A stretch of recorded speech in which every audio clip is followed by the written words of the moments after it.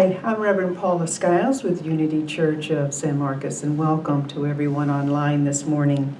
We are blessed at our church to have Rick Busby, a licensed Unity teacher, as our guest speaker and musician today, and so I will be turning the service over to him in just a moment.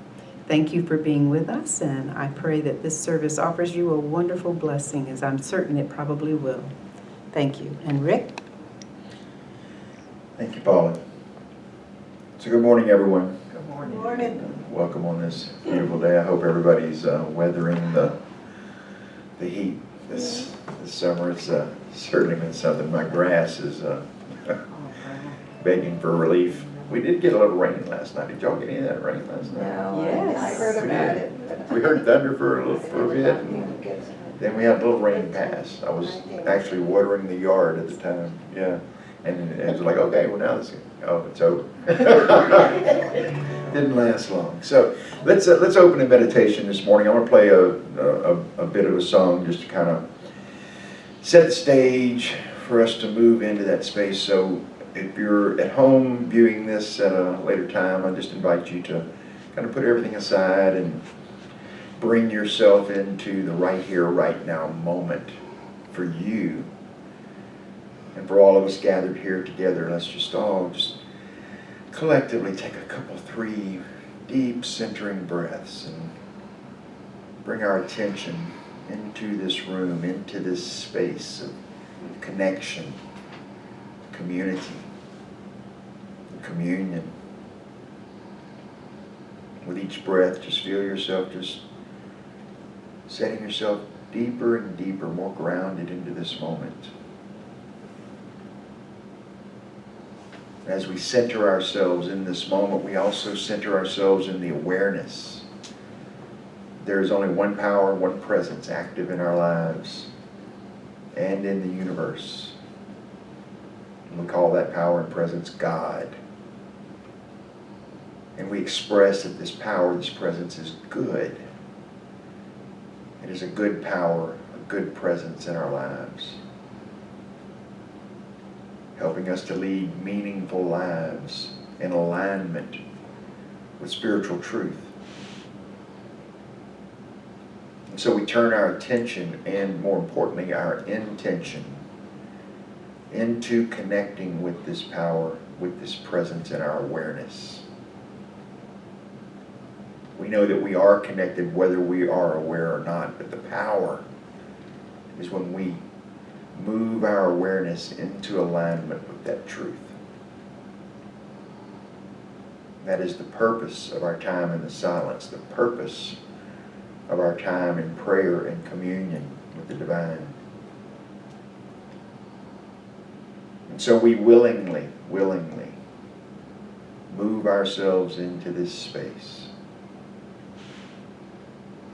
I'm going to sing a little bit of a song. And as we come out of the song, we'll just go directly into the silence, allowing Spirit, the Spirit within, that inner teacher within, to communicate with us, to let us know what is ours to know today, what is ours to do. We ask that Spirit bring the light into any darkness, light and love into any challenge. And we know that if we're feeling out of sorts, if we're feeling stressed or distressed, that the key to getting ourselves back centered is to simply be still and know that we are in the midst of the power and the presence.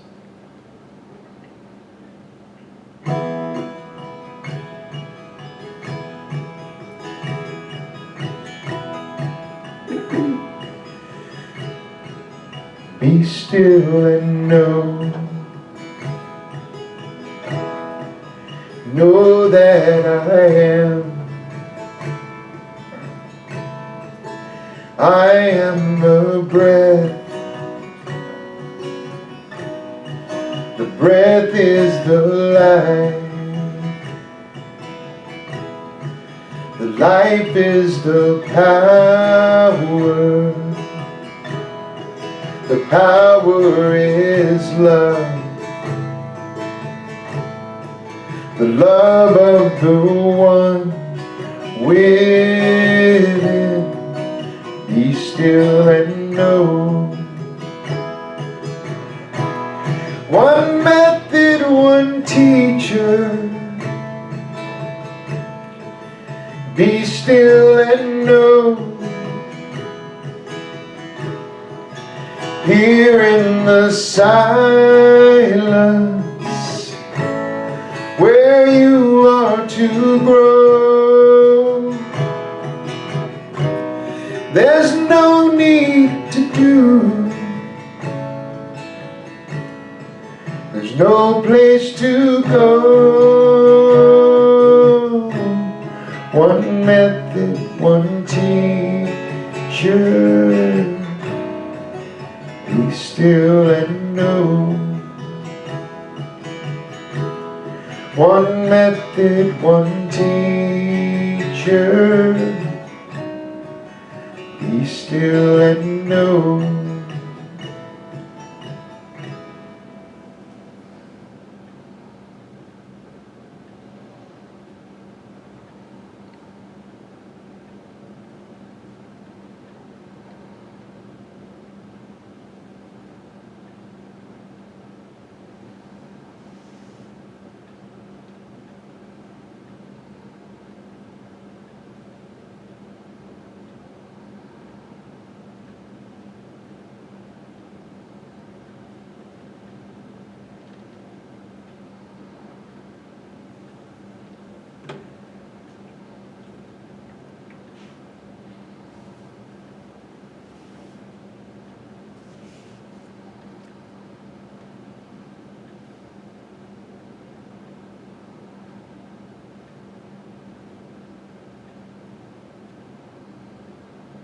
And as we feel that power, we feel that presence, we know that we can connect with that indwelling teacher, that indwelling Christ.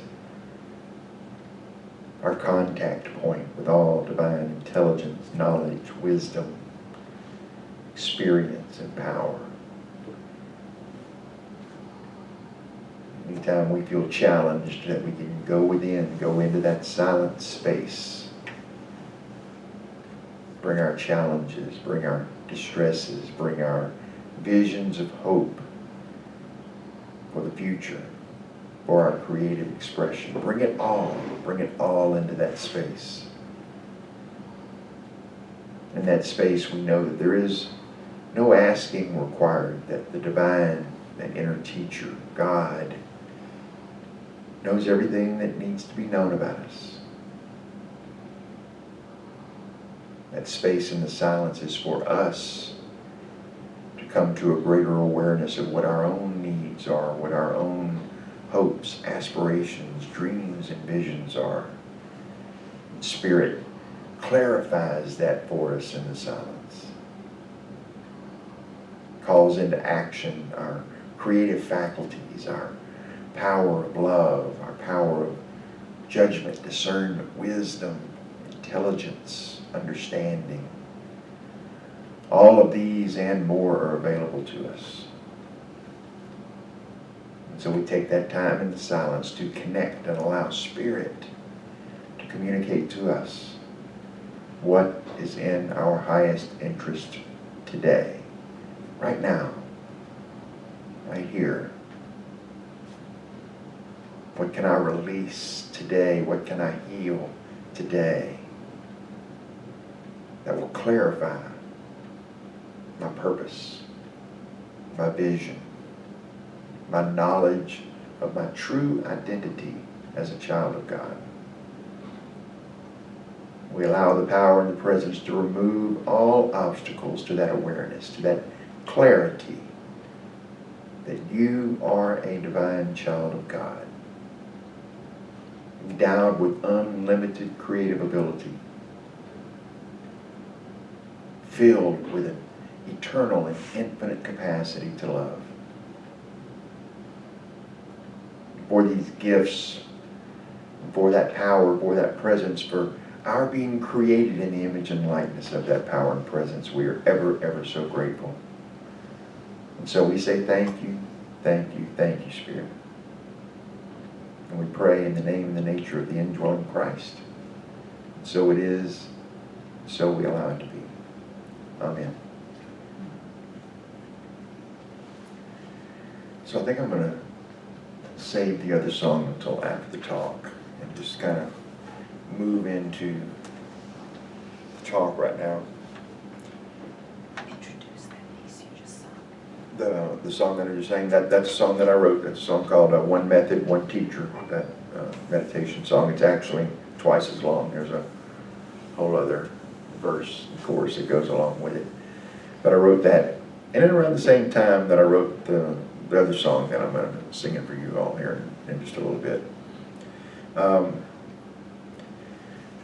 It was interesting when Paula was reading the Daily Word. I've already done an 8 a.m. service this morning at Unity Church of the Hills before I came here, the contemplative service, and I had read the Daily Word as part of the talk there this morning as well.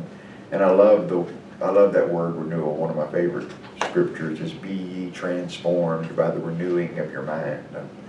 I probably quote that, multiple times a week in conversations with people who are stuck. It's like that reminder that we constantly have that opportunity for renewal, for rejuvenation, for growth, for transformation. And that the secret of that is to allow ourselves to be in that state to where we're willing to have our mind renewed, our mind restored. I think even in the affirmation there, it used the word restore. Do y'all do a white stone ceremony at the beginning of the year? Okay. Not at the beginning. I do it into starting Lent. Starting Lent, okay. So we do the white stone on basically the first Sunday of the new year. We do a burning bowl ceremony on the last, New Year's Eve, basically. And then this past year, New Year's Eve was Saturday and New Year's Day was Sunday. So I was speaking on Sunday for the white stone ceremony, and the word I drew, in that, the word I received, I should say, in that meditation that day was restoration.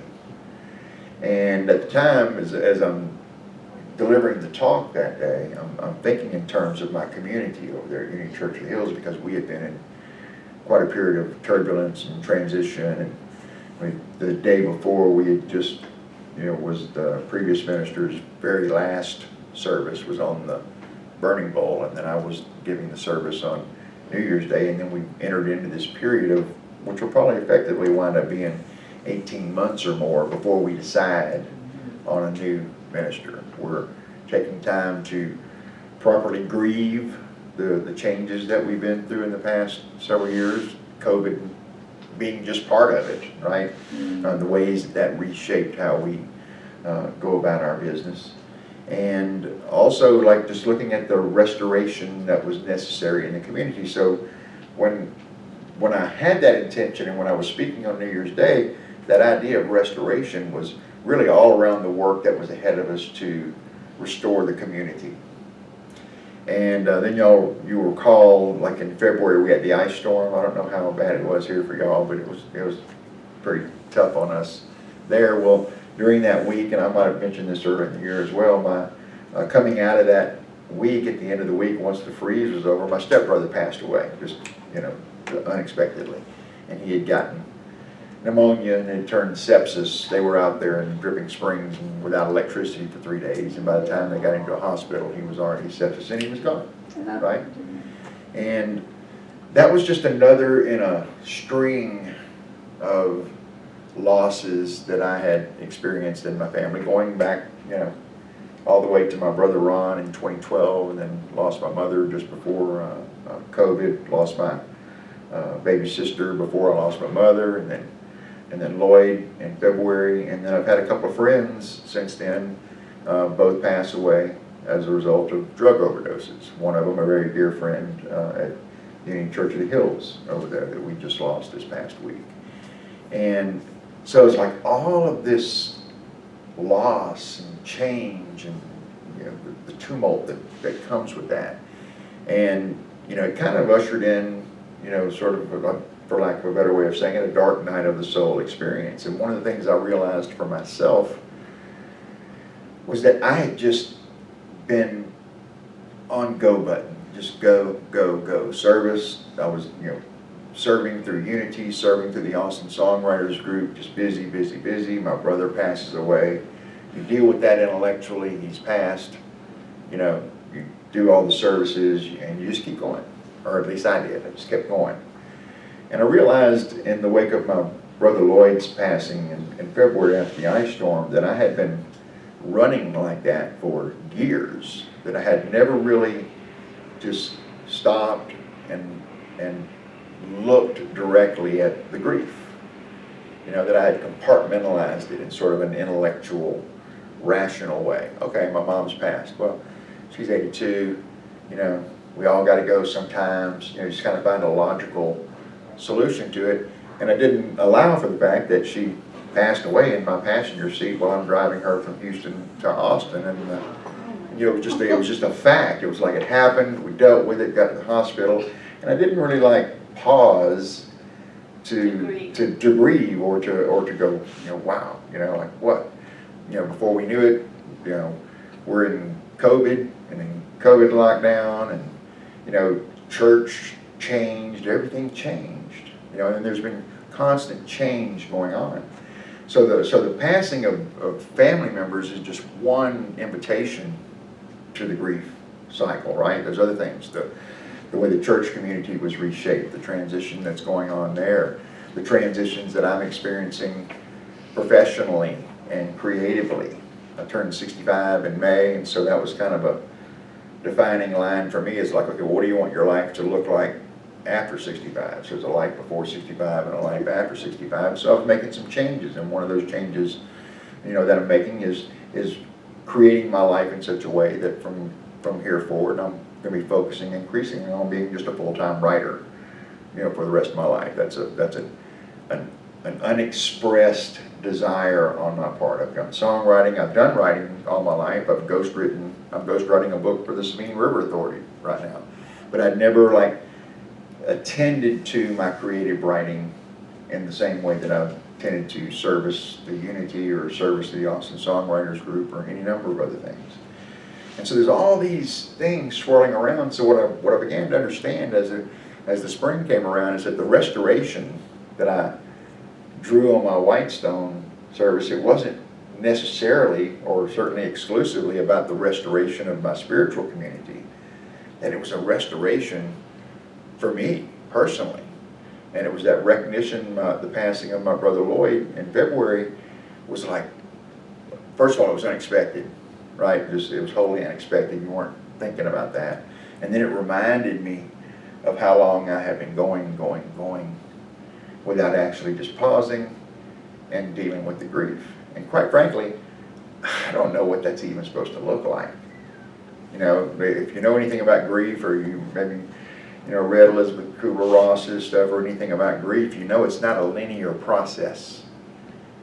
So I think intellectually I would go straight to acceptance, so to speak, like I'd get to that acceptance place and do it intellectually, and then I wouldn't necessarily feel the other things that you feel in the grief cycle. Just, okay, put it in its box, it happened, it's done, turn the page, move forward. If grief came up or sadness came up or a memory came up that touched me, okay, all right, is that sufficient?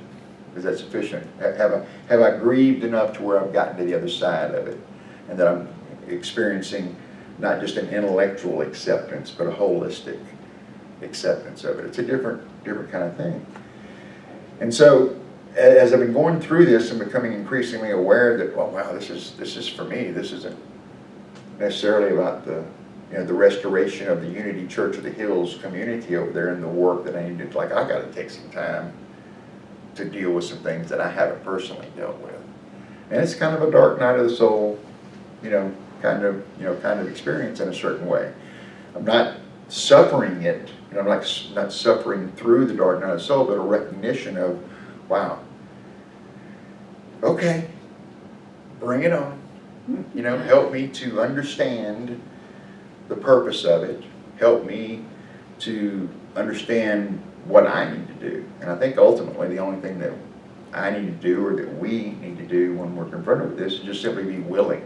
Like, get ourselves into that state of surrender to where it's like, I don't know what it's supposed to look like. I don't know if I'm going to have a happy memory of my mother today, or a sad memory of her not being around anymore, or what that's going to look like. I don't know if I'm supposed to be, you know, sad at the state of the affairs at my church community, or happy that that is passing and a new thing is being established, that there is a restoration. But it was in that space of having all the questions, the one thing that seems to be lacking in that moment is understanding. Okay, like, what's it for? What's the purpose? Why are these things happening the way that they're happening? What am I supposed to do? Of Course in Miracles talks about the value of anything. The value of anything is in its usefulness as a learning device. I always liked that idea. It's like, okay, does it have utility? Does it have practical value in my life? So what's the practical value of COVID? What's the practical value of an unexpected passing of someone close to you, right? How am I supposed to use that? If everything has a practical value and everything is intended to facilitate my own growth and transformation, how am I supposed to, you know, look at that, deal with it? I need to have that deeper understanding to where I can get meaning out of these seemingly random, and in some cases, you know, tragic, you know, kinds of circumstances. And it does. It's an invitation to suffer. You know, like the Four Agreements talks about that there is suffering in the world. There is indeed suffering in the world. The Four Agreements, the purpose of the Four Agreements is not to, it can't stop suffering. Right? The Four Agreements, the value in that is to help us, give us tools to stay away from needless suffering, the self-created suffering. And those practical tools, they have values. Like if we employ those, like, oh, don't take anything personally, okay? I wonder if that has any value in my life. Like, where would I be taking things personally? Does it get me upset? Does it get me off my game, off my balance if I'm taking something personally? Yeah. And so being off balance, if I'm taking it personally, I'm setting the stage for me to needlessly suffer, right? As opposed to my mother passed away in the passenger seat of my car, that might be a cause to, you know, suffer a bit, right? Like dealing with that. But then if I actually go into that in a suffering kind of way, then I'm probably creating some needless suffering. So that's an easy intellectual concept for me to discern, right? And in that, I'm using the power of my judgment. You know, Unity refers to that also as the power of wisdom. And I think Charles also uses my favorite word for this particular power, the power of discernment. Does anybody ever get kind of wiggy at the word judgment? Like, is that, sometimes that kind of brings up some things that make you want to resist it, like, don't be so judgmental. He's so righteous in his judgment. Like, we use that word in such a way that it's become kind of a pejorative, a negative connotation. And so if I tell you that you have a power of judgment, and you have a judgment on the word judgment, then you might have a resistance to moving in and embracing that power, that faculty, that capacity within you for right judgment. You know, in Dr. Hawkins' work, especially in The Power versus Force, and he outlines the sort of the map of human consciousness and reason. You know, that reasoning capacity, which is represented by our power of judgment and discernment, is indeed an elevated power. I mean, it's you know, nearly halfway up the scale. It's just below love. Like, so if you can get to a level of pure reason, it can be very powerful, but it also has a limitation. It also has a boundary. If it's just pure reason, divorced from love, divorced from understanding, then it's only going to be able to go so far. So it's just like all of our 12 powers. Potentially, they have an unlimited capacity for expression. But if we're using them in isolation of the other powers, then it's going to get limited results. For example, if I use my will, power of my will, which is the executive power, right? What the will chooses, the rest of the powers kind of have to go along with, right? They might try and reason with the power of will and go, that might not be such a good idea, but if the will decides to go, the rest of us got to follow, right? And so the will can choose to do things that are not necessarily in our highest interest. They can actually even make a choice that's actually deleterious and damaging to our highest interest. So we have to moderate that power of will with our other capacities. Of course, love is, kind of a default. We kind of go, love heals all. Love is the harmonizing power, as Charles says. So if I'm bringing the power of my love in with the exercise of my will, I'm going to choose differently than if I'm using the power of my will on its own.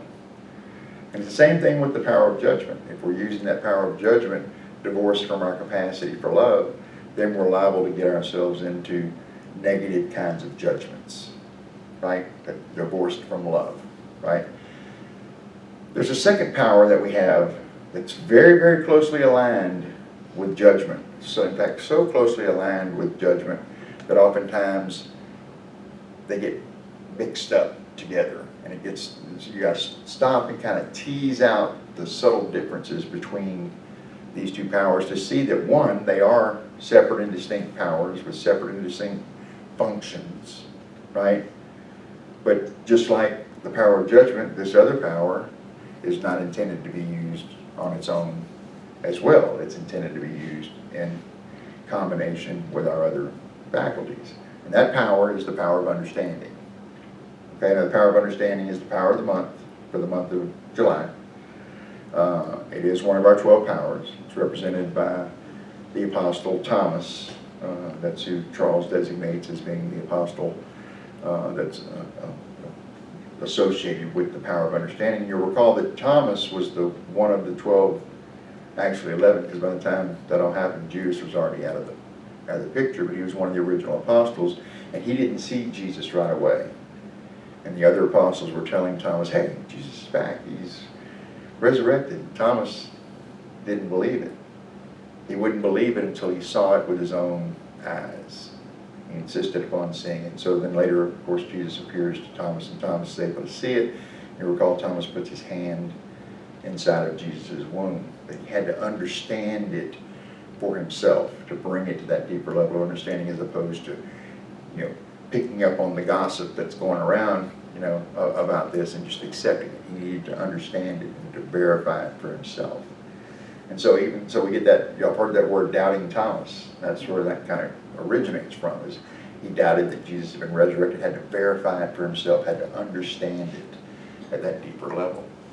And so judgment and understanding, they kind of cross over. And some other words that are associated with this are knowledge, wisdom. In fact, the power of judgment can also be described as the power of wisdom.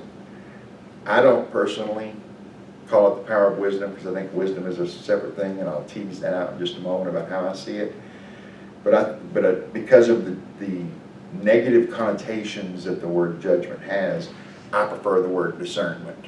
Number one, the word discernment kind of implies a more refined judgment, as opposed to just the raw judgment. And then number two is, like I say, I don't think that wisdom is a power. Wisdom is something that we demonstrate and express. One of the ways that I think about wisdom is that wisdom is our capacity to foresee consequences before we choose, before we act, before we speak. That we're able to foresee the consequences and choose rightly to have the outcome. That's wisdom. It's wisdom. We learn that along the way. It's like, hey, if you walk out in traffic, you're likely to get hit by a car. It'd be wise to not walk out in traffic, right? So we're able to foresee the consequences. So I see wisdom as something that we express, that we demonstrate by that fusion of pretty much all of our 12 powers. Right now we're kind of talking about the power of judgment and the power of understanding, the twin powers. But it's really, all of our powers fused together that allows us to demonstrate our wisdom. It's an accumulation of things. Also, by the same token, like intelligence, divine intelligence, knowledge, those kinds of things. I see those things as above all the 12 powers. Wisdom, knowledge, intelligence as above, existing in the realm of divine mind. But we have the capacity to access those. We have the capacity for wisdom if we're judging rightly, discerning appropriately, if we're understanding the purpose of things, right? If we're bringing our love into the situation, because love is the harmonizing power. So I think, like, even though I'm calling these the twin powers, like judgment and understanding as the twin powers, I see that without love, we don't get to that refined sense of those powers in operation. That when I get to the limits of my reason, when I get to the limits of my intellect, when I get to the limits of my judgment, and I've gone as far as I can go, if I've kept love out of the equation, then I have no understanding. I know things, I might know a lot of things, and I've made a lot of decisions through my discernment and judgment, but I don't know the understanding, I don't know the purpose of it, I don't know the meaning of it. I need that power of wisdom to do that. And the way we make that leap and fuse those together is through the power of love. So really, while I'm talking about twin powers, I'm at the very least talking about three, because I don't think that we can get the fullest expression of our judgment and discernment and understanding without love in play. Could extend that argument to also make the case that we need the other 9 powers, equally as well to truly get to that, highest expression of our good. But in the context of the power of understanding, the main distinction between the power of judgment and the power of understanding is that the power of judgment is a rational thinking process. It's an intellectual process. It helps us to sort things. And you've been doing it all your life. You don't even realize how many times you're using your power of judgment in the course of a day. Many things that we're relying upon are judgments we've made in the past and that we haven't investigated in years. Sometimes we just have created the habit of if this, then that. And we did that with the power of our judgment. And so if we're just going along those lines and relying solely on our power of judgment, we're going to get off course. We have to bring that into with the power of our understanding, and that's those twin powers. Conversely, that power of understanding, it's an intuitive power. It's not an intellectual power. It's an intuitive power. It's a Charles calls it a knowing power. It's like knowing that you know.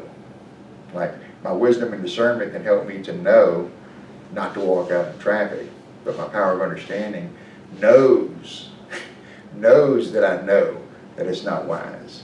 So sometimes you ever had that moment possibly in your life, and it comes up in various ways. It can come up in a conversation with somebody that you might be ministering to. You're with somebody who's kind of going through some stuff, and you're being there and you're holding space for them, and you find yourself giving them some feedback, and then you have a moment where you actually hear what you're saying to them, and you go, wow, that's pretty wise. Where'd that come from? I've never thought that before. Where'd that come from? I've never said that way. Wow.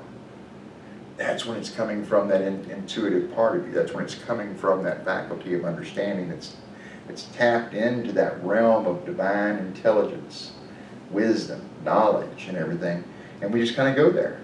We kind of go there and we have access to it. We connect with it. And then Spirit loves a willing vessel. Say, hey, this person you're here with today, they need to hear this, and because you're the one actually in communication with them, because you got your antenna up and you're willing to serve, even though if you don't necessarily consciously know it, Spirit's going to use you in that moment, and something's going to come through in that gap, and you're going to find yourself articulating something that you've never said before. You've never said before, and you certainly haven't said it that way, right? And it comes through. That's when we're really, really flowing in connection and communication with Spirit at that point in time. And it kind of comes through in that deeper understanding. It gives it meaning, right? We can't get any meaning just from our judgment. We can say what things are, zeros and ones, yes, no, black, white, whatever the case may be, and make those kinds of sorting decisions. but judgment won't help us to understand the meaning and the purpose. We need to have that power of understanding that allows that. So that's the great news, is that all of these capacities, all of these faculties that we have are intended to facilitate our transformation, intended to facilitate our growth. Not only our own growth, but we demonstrate our own growth and transformation by how we are in our relationships. I can think back to earlier parts of my life. I was probably closing in on 40 years old before I ever got to anything resembling an authentic expression of love. Like before that, love was an intellectual concept for me. I can remember telling my brother, I was 21, coming up on 21 when I got married, when I was younger. And my brother Ron was talking to me one day and he goes, "Dude, what are you doing? You shouldn't get married. You need to go to college and you got too much to do. When are you getting married?" And I promise you this was my answer to him. "Well, Ron, it's the next logical thing to do."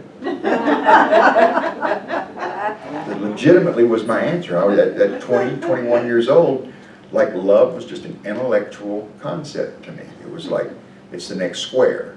It's the next square to move to. I finished high school, I'm getting ready to go to college. You get married, you buy a house, it's all intellectual. That was what love was to me. And I was almost 40 years old before that began to break down and transform into the way that I see and feel about it now. And I don't see love as just an emotional thing, like an emotional response to something. I see love as a vital creative power. As Charles says, it's the harmonizing power. So, I can't remember, I wish I could recall that right now, the actual scripture, but y'all recall that, what is it, there's faith, hope, joy, and love, or whatever the ones they name check, and of these, the greatest is love. That basically, without love, these other things aren't possible. Without love, judgment and discernment aren't possible. Without love, understanding is not possible. Without love, wisdom is not accessible to us. So the power of love is always in play, even in this context of these twin powers. So as we move into that experience, knowing that we have those capacities, that you have that power, you have that capacity, you have that ability within you, then whatever challenges you're going through, whatever you're being confronted with, we know that we have this inner reserve, power and strength, love. We have our other powers, our power of order, and our power of zeal, and renunciation, all these other, imagination. I love imagination, obviously, as a creative person. We employ our imagination all the time, whether you're consciously realize it or not. You're actually employing all your 12 powers to a greater or lesser degree, in a right way or a not so right way, at all times. So it's incumbent upon us to bring our consciousness into that. And so as we talk about the power of understanding, the power of judgment, let me recorrect that, just power of discernment, right? It reflects that refined sense of right judgment and the power of understanding. We bring those two together and we have them, they're so closely aligned, even like if you look up the dictionary definitions of these various words, judgment, discernment, knowledge, intelligence, wisdom, understanding, even the dictionary definitions kind of have some crossover and lap. So it's important to kind of tease them out and understand them for what their distinct capacities are and what they actually represent. Then we can move into a fuller expression of what these creative faculties that we have are. I'm gonna sing you a song now, this other song, and I might have played this one before in the past and everything, but it's relevant in here because anytime that we're in a dark night of the soul kind of experience, when we're confused about which path to take, or confused about, like even in my situation where I was describing the undealt with grief that I've accumulated. Like I don't know, like I literally don't. Okay, I'm ready to deal with it now. My brother died 10, 11 years ago. My sister died 5 years ago. My mom died 3 or 4 years ago. My stepbrother died this year. I'm ready to deal with it.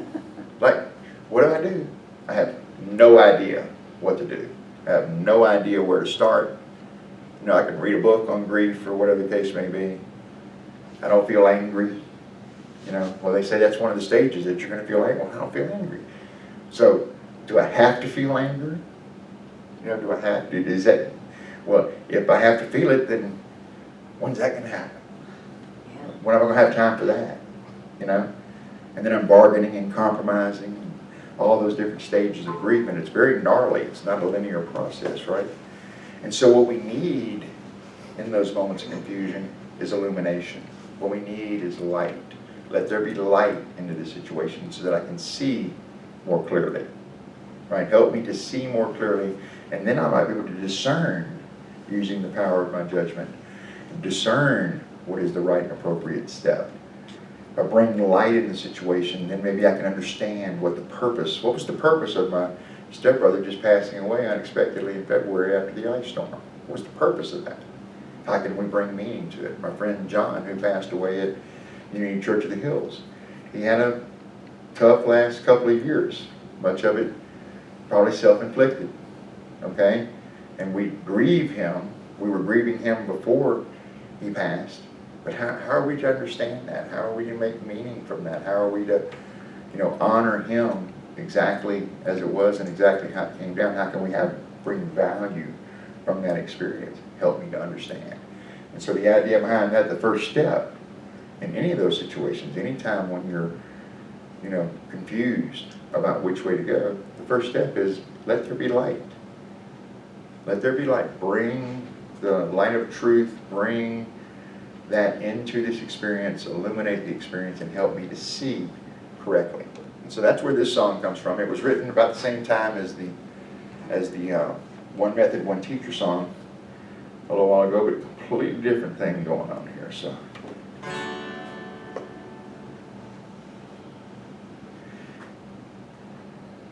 There we go.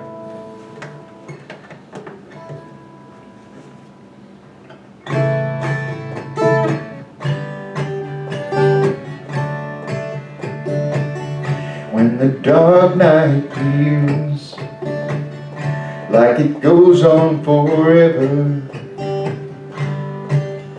when you tremble alone in the dark, when your darkest hour, I pray you remember that the healing light comes with the dawn. So let there be light, let there be love, let there be peace, like the white-winged dove, and let there be wings, so you can fly, and a song you can sing every time you cry. And let there be grace to make it all right. And let there be peace, let there be love, let there be light.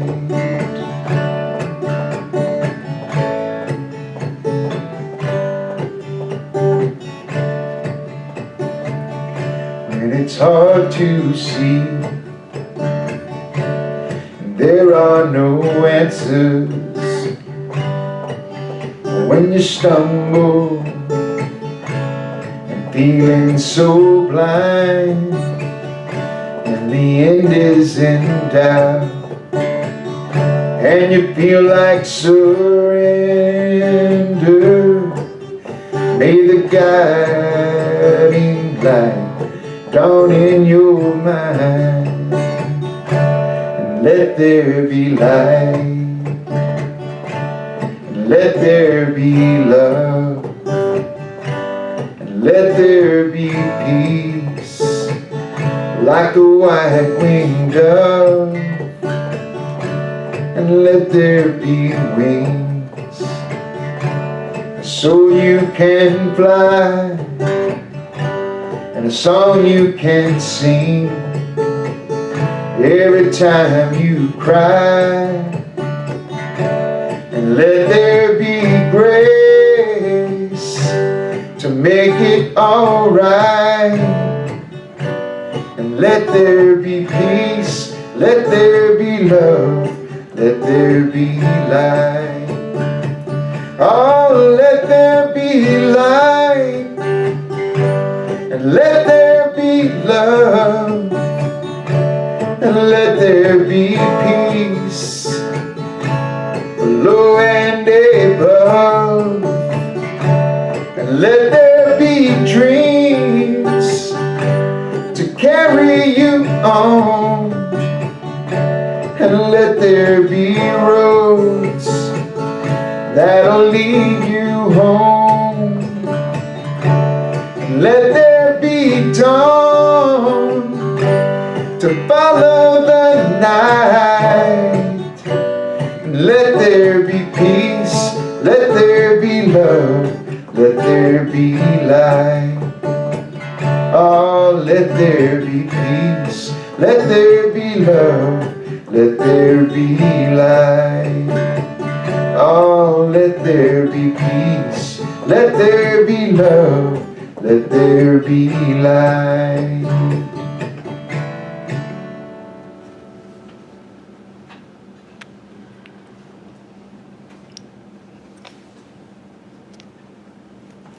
Thank you, Rick. We really appreciate your being with us today. You honor us, and we are so blessed with your presence. Be here, please. Thank Yes, you. Thank you.